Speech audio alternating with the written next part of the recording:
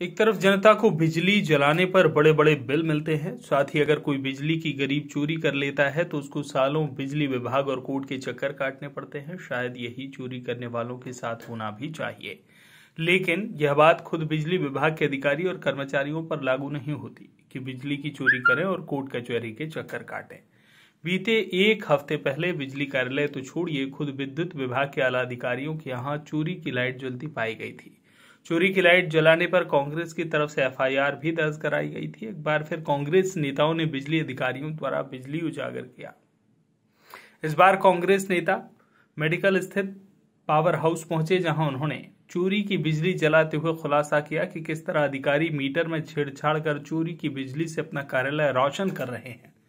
Power house कार्यालय में metre महज नाम के लिए लगा हुआ है, जबकि बिजली मीटर में सप्लाई से पहले ही तार में ज्वाइंट लगाकर ऑफिस को रोशन किया गया है। जब पावर हाउस द्वारा बिजली चोरी पकड़ी गई, पावर हाउस के जिम्मेदार अधिकारी जवाब दे रहे हैं कि कल शाम को तार जल गया था, जिसकी वजह से उनको ऑफिस का काम चलाने के लिए डायरेक्ट लाइट जलानी पड़ी। साथ ही जांच की बात भी कर रहे हैं। संभवतः साहब की यह दलील किसी के गले नहीं उतरेगी जो यह बिजली चोरी पकड़े जाने पर दे रहे हैं। आपने भी देखा, यहाँ जितने जन मौजूद हैं उन सब ने देखा कि किस तरीके से खंबे से सीधे लाइट आती है इस बिजली दफ्तर में, उसको डायरेक्ट कनेक्ट किया जाता है।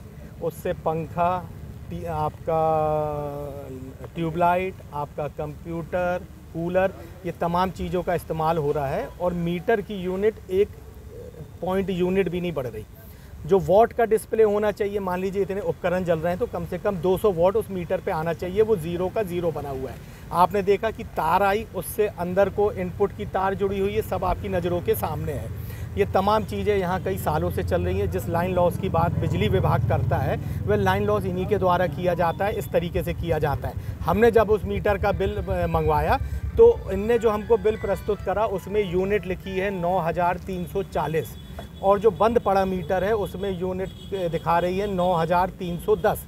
मतलब वो 30 यूनिट जब बढ़ती तब वो 9340 होता। और इनका ये कहना है कि 2 दिन पूर्व जब हमने इस मीटर की गणना करी थी तो 9340 यूनिट था, जिसका प्रिंटेड बिल भी हमारे पास है।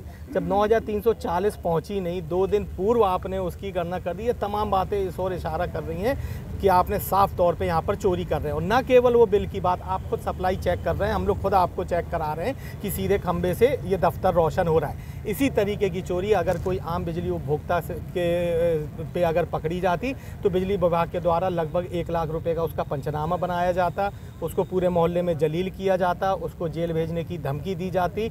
अब हम लोगों का यहाँ पर इन बिजली विभाग के तमाम जो बड़े बड़े आला अधिकारी हैं उनको हम लोगों की खुली चेतावनी है कि शीघ्र अतिशीघ्र इस डिवीज़न के डीई, एई, जेई, इन तमाम तीनों अधिकारियों को सस्पेंड किया जाए, इन पे इंक्वायरी बिठाई जाए और तत्काल इन पे जो आम जनता के ऊपर पंचनामा बनाया जाता है उस तर्ज पे इनका पंचनामा बनाया जाए।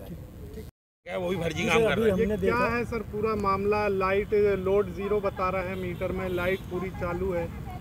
ये अभी हमने जो कल शाम को ऑपरेटर था उससे बात की है, वो बता रहा है कि उसमें एक न्यूट्रल का पॉइंट जल गया था, उस वजह से उनने उसको करके एफओसी, चूँकि वहाँ उपभोक्ताओं की शिकायतें दर्ज होती हैं, इसलिए उनने वो ऐसे चालू किया। का कार्यालय है ये, उसमें अगर ऐसी अव्यवस्था मिलती है तो क्या एक्शन होगा? इसकी हमें जांच करनी पड़ेगी, वो किसने किया, कौन लाइनमैन था, उसने सूचित किया संबंधित को कि नहीं किया। अगर आम पब्लिक करती तो क्या इसका प्रावधान था कार्रवाई का? आम पब्लिक भी करती है तो हमें रात में उसकी चालू करते हैं, और जो उसके लोड के अनुसार रहता है तो जो आंकलित खपत हम लगाते हैं। क्या लगाते हैं? आंकलित खपत उसके लोड के अनुसार निकलती है। क्या केस बनाते हैं? नहीं केस, जैसे अगर मान लो दूसरे दिन अपन मीटर बदल देते हैं। अच्छा, केस नहीं बनाते?